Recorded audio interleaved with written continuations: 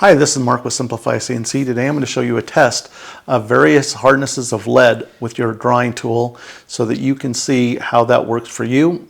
It'll be done on drawing paper.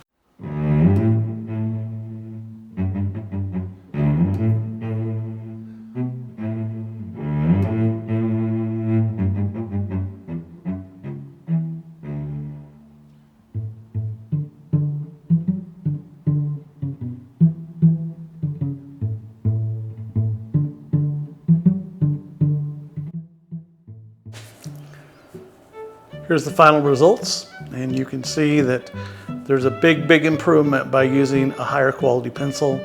And I kind of like the 7B. I thought it was just the sharpest lines and yet plenty dark. I have to say, I'm going to say goodbye to Ticonderoga #2 pencil, 7B, fine art pencils. I think that's the way to go.